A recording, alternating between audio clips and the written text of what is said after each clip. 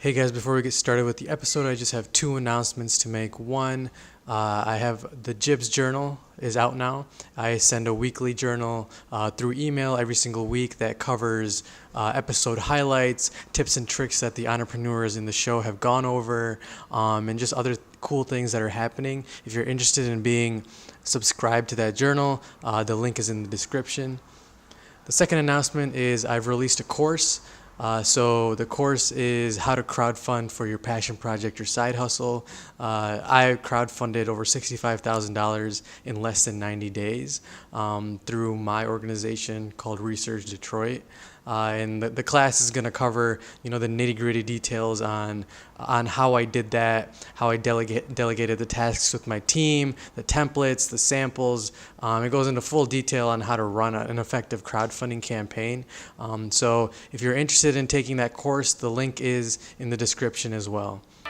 It's just about getting up and doing it and finding the time, finding the people, and making it happen. You take control and you say, okay, this needs to be done, and you do it. And you're never ready to start a business. You just either do it or you don't. Welcome to the Jibs Podcast, showcasing Detroit's movers and shakers, bringing you stories that reveal the gusto and grit that's long defined the city and its people. Together, we'll uncover the history and direction of the Motor City, one voice at a time. This is the Jibs Podcast with Jibran Ahmed. What's up, everybody? Welcome to the newest episode of the Jibs Podcast. I'm here with Taylor and Tommy from Motown Motivated. How are you guys doing today? Good, how are you? Good, how are you? I'm good, man. Thanks for being here. I really appreciate it. Oh, yeah. Thanks for having us. Appreciate it. You having us here on the show today. Absolutely. Let's just get right into it. What is Motown Motivated? Yeah, so Motown Motivated, what we define ourselves as is a collective of entrepreneurs. And it's saying that what we do is we have different ideas, and although we are considered a team underneath Motown Motivated, we all may pursue different ideas, and we just attack those ideas as a full unit.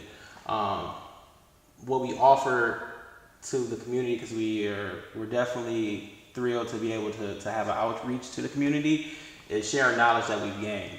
And when I say that, I mean we have a network of people that we're just lucky to have, absolutely lucky. And we're able to take that knowledge that we gain from people from a mass amount of different backgrounds and leverage that knowledge to other people. We believe that's the way to really just grow the community, just get down on grassroots and just grow it up. Yeah. So that's what we consider Motown Motivated. Can you guys talk about what motivated you guys to start Motown Motivated? Yeah, for sure.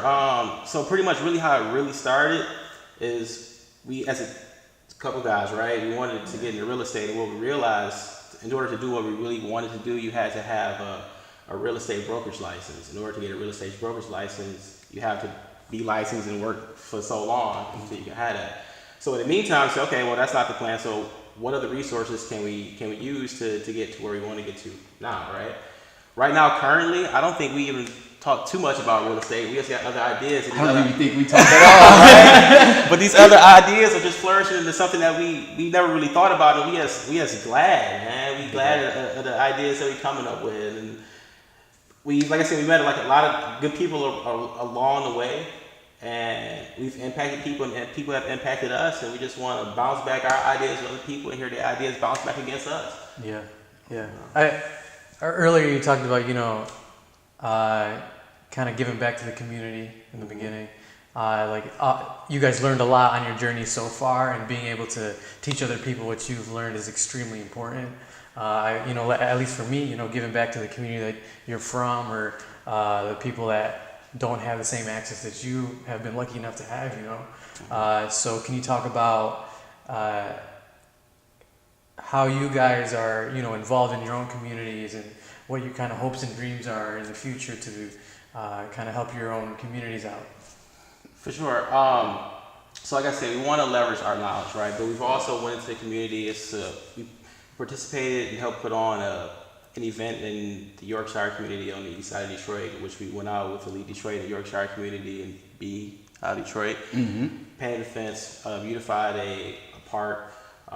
It's a couple plots of land. We can call it a park. And stuff like that is small, but it's impactful to the youth. And youth is what we need to grow, because people are old. So if you're 60 years old, it's sales, but youth, if we gotta give the youth the knowledge that they need to succeed. You know, and so that's just a starting point for us. We started in November. That was our first big project. I would say that was our first really legit big project. Big project to put us out there. Yeah. And that's just the beginning. We're just gonna keep rolling. And also just to touch on that, I don't not just in doing projects, but just in our actions, by just being a role model. I think that helps with our push in terms of bettering the community. Because if a kid sees that you was able to make it out the same situation that they're in now, I mean, I believe that's very empowering. So. Yeah, I completely agree that, you know, being a role model is really important, especially in today's day and age. Can you guys talk about role models that you've had in your life that have impacted you? First, the big one, I would probably have to say my mother. Yeah. My mom was a single mom, 5 kids. I mean, all of her 5 kids are, I would say, doing pretty well or better than most. And just seeing her really put her work pants on every day and go out and do the best that she can for us. I mean, that has had a huge impact on my life, I would say. Yeah. Sure. My biggest role model is my father, hands down. My father raised me by himself, and he had his own trials and tribulations, and it's different because typically a kid, if he's raised by a single parent, get raised by their mother. And the stuff he showed me as a kid, I just want to make my old man smile, you know? Oh, yeah. Say the same thing, So if I'm making him smile, which I do, I know I'm doing something right. Yeah. And that's my biggest role model. So. Oh, Yeah, I mean, it's great. I think it's really great to see just young people that are driven in general, right? But for people that are listening or for people that are watching, maybe they feel lost, or maybe they don't know where they want to take their career. They don't know about different opportunities that are accessible to them. Like, what kind of advice would you have for younger people, or even older people that don't know where to take their life? The advice I would give is say persistence and consistency and patience. Patience. I mean, you have to have patience. Nothing is going to happen overnight. I mean, I've learned that. Of course, we want our business to be the top business in the state of Michigan. But of course, we know that's not going to happen overnight. But we understand that if we're consistent with our plan and our goals, then it'll happen eventually. What would you say, Aaron? I mean, Taylor, I'm sorry. What I say is, one goal I've always lived by is if you're doing something you like, you're never really working, right? So if you're a person, you don't have a lot of money, which a lot of people that we deal with necessarily don't have a lot of money, right? So we're dealing with people, small businesses, startups, entrepreneurs. They don't have a lot of money. They don't understand what it really takes to start a business, that you actually can start a business without having a massive amount of capital. So whatever you may do throughout the day that's just fun to you, well then, okay, go ahead and do it. So if you're good at cutting hair, then go ahead and do that. If you're good at being a chef, go ahead and do that. So leverage the talents that you already have to get your maximum return. Yeah. So that's what I would say. Yeah. Have you guys ever ran into obstacles in your own personal lives that really stick out in your mind, and how did you overcome those obstacles? Wow. Yeah. For me, my big one, I would probably have to say getting kicked out of school. Yeah. Getting kicked out of school.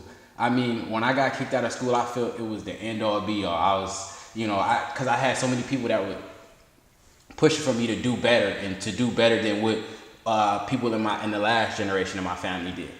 And for me to get kicked out of school, that was like a hurt.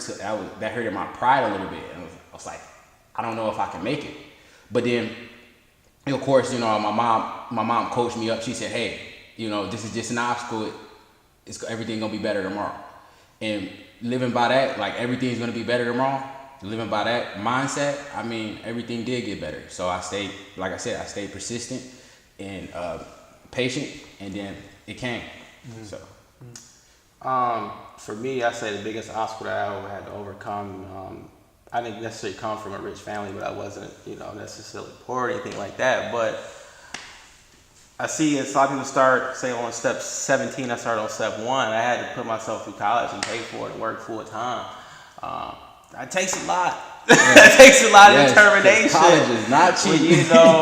When you get those bills. So I was able to fully go into a full-time role and actually be successful in, at what I was doing at that time, pay for myself through college. So that was definitely one of the biggest obstacles. I think that in this day and age means a lot when people are pretty much just buried with student loan debt, to actually be able to come up with the means to actually push their way through college. That says a lot for anybody who can do that. Absolutely.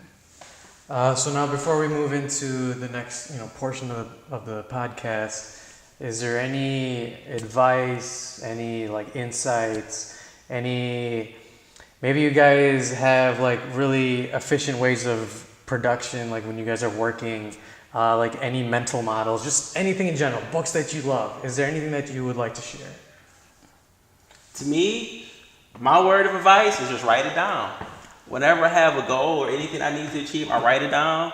If you look at it every day, you're going to achieve it 100%, whatever that may be. And that's how I plan everything out. I got certain stuff that I want to set for myself, write it down, check it off. When it's done, it's done. And whatever goal I set, I've accomplished.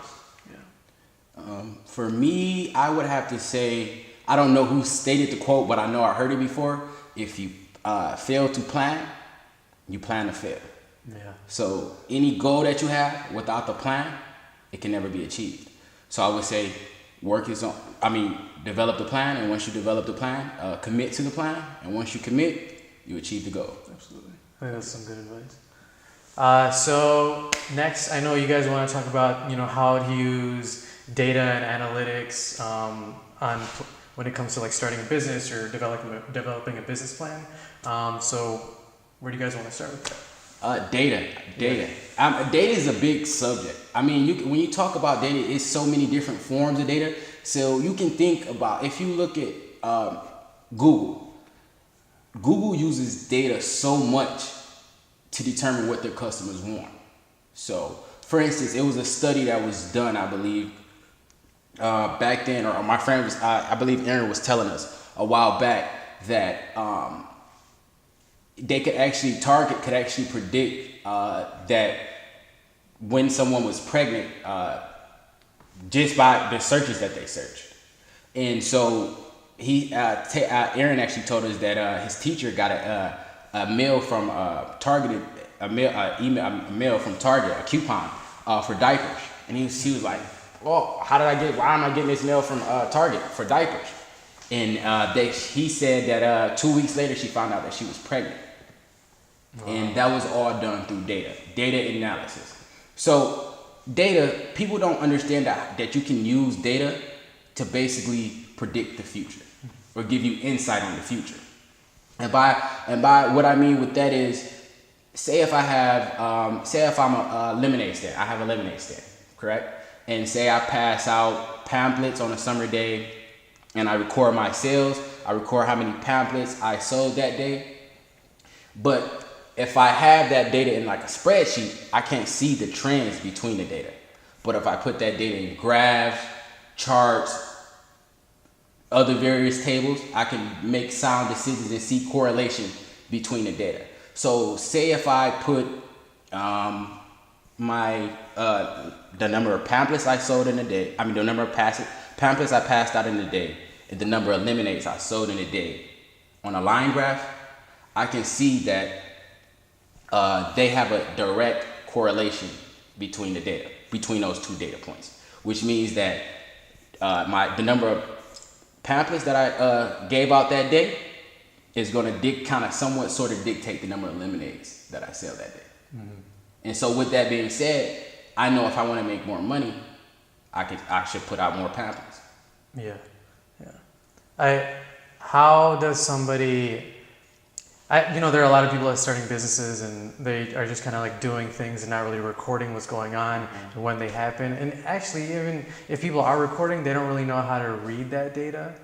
So how do you begin to interpret data? Exactly. I think what needs to be touched on is that, like you said, a lot of people don't understand how important data obviously is, from big to small, from a Fortune 500 company to it's a one person band. So pretty much what we're here trying to do is just, like I said, get that information out to people. And we want to do it in an easy, simplistic way We don't want any kind of big, robust system out there and throw it at people and they don't understand what's going on. We want to sit down with people, come up with a complete plan on how we think they need to be, how they need to take the data that they're getting, whatever that data may be, if they're selling something, an actual product, or it's a service-based company. This is your data. This is what we're seeing. This is how you need to take this data, use it to get the most that you can get out of your time that you put into your company.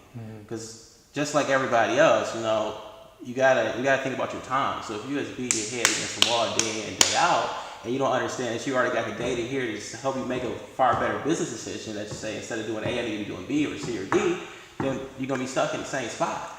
So what we want to do is be able to create dashboards, which everybody's will be completely different based off of whatever your service, like I said, or product is, and just make it easy for somebody to view it. Once we do that, we'll be able to make smaller companies, entrepreneurs actually grow a business easier than what they've already been doing if they have or if they have not. Because a lot of people just don't understand that. And we can give them that knowledge just because we've been lucky enough to understand how important data is in the actual company role. Yes. And if you take like a simple spreadsheet, so like I was saying, if I recorded my information in a simple spreadsheet and I just had all tables, I wouldn't be able to understand the different relationships between the data points because it's so many different variables and numbers that goes into that table. I wouldn't just physically, the human eye wouldn't be able to capture the trends or the correlations. So what, like I said, what Taylor was talking about, with putting together the dashboard, that would help the user or the customer or the client be able to visualize the data and see the relationships between the data points. Yeah. All right, let me throw a scenario at you. I want to start a cupcake business, right? And I make bomb cupcakes, and I know that people love them. They're called bomb cupcakes? Yeah, bomb cupcakes, right? Bomb cupcakes. Come get some bomb cupcakes. And I sell them like at random prices depending on my relationship with that person, right? I might sell my mom or my aunt or my uncle like a cupcake for like $1, but I might sell a random person that heard about my cupcakes for like $3, right? But there's no like business out of it. I'm just kind of making cupcakes and selling them. But like I want to make this into a business. So like how can I start recording different data points? Like what data points should I start recording so I know like, hey, I should be selling them for this much on these days, like so on and so forth. Like where would I begin? For sure. So I think it's a couple things that you want to look at in a food service kind of background. One thing that you got to think about is what's your highest days of sale. Typically in food, it's more so towards Friday and Saturday and Sunday because that's when people are typically off of work. So I would assume that you would probably be selling most on those days. Don't want to make assumptions because I just don't know about bomb. But bomb cupcakes could be selling every day. I would assume that. So that's something that you want to look at. So if that's the case, right, then why would you ramp up production on Monday if you know you're not going to sell that many on Monday? We're going to turn around on Friday and sell, let's say 100 on Monday, you're only selling 10, right? So you're thinking about the time you're going to put into it. So why are you putting the same, say 5 hours in on Monday, that I could put in on Friday and get way more return on my investment? Right. But it's something simple, but it's something to look at, and it's something that a lot of people don't look at. Yeah. I would also even say this: the data will give you insight as to which cupcakes to sell. So say if I offer a chocolate cupcake and a vanilla cupcake, and I realize that the chocolate cupcake from my data that I've been recording is selling more than the vanilla cupcake on Fridays and Saturdays, I know that on Fridays and Saturdays I will have more chocolate cupcakes. That makes sense. So if I want to start recording data, what can I use? Like what software can I use? Excel, or honestly, what people use, this is the older age, people use pen and pencil. Yeah. A pen and pencil can simply do the trick. Yeah, absolutely. Okay, so we understand that, hey, data is really important, right? So how are you guys using data, for Motown Motivated or in your own personal lives? Like how have you seen it affect what you do? Well, simply, I can start. I can work. I work for one of the biggest logistics providers in the country, in the world. I would say, DHL Supply Chain, and data drives all our decisions. So, in order for us to have cost savings for the customer, we have to present data. Data confirms everything. If I went to the customer and said, "Hey, I feel like we can have cost savings here, here, and here," but I have no data to prove it, they're gonna say, "No, that I don't. I need proof. I need visual proof." And the data is what helps me prove that my insight or my inkling or kind of gut feeling is correct. So on the level of Motown Motivated, how we actually go about pretty much piecing our time together, because we are a team. And while we are a young team, we still have projects that we do in fact tackle. How we go about doing that, we understand, because some people look at us as pretty much, when we tell people what we do, it's okay, you're a business consultant. We don't necessarily look at ourselves as business consultants, right? We want to go into the community and actually do good in the community. That's absolutely what it is, right? So if we have projects that we have to hit, we understand how much time it's going to take for certain projects just based on the whole workload that we get from the client that we're dealing with. So then we can parcel out our time to how much time we need to devote to this, how much time we need to devote to this to actually complete this job at a 100% success rate. And that's easy because at that point in time, we can just say, based off of previous experiences, this is how long we suggest it should take to do this. This is how long we suggest it should take to do this.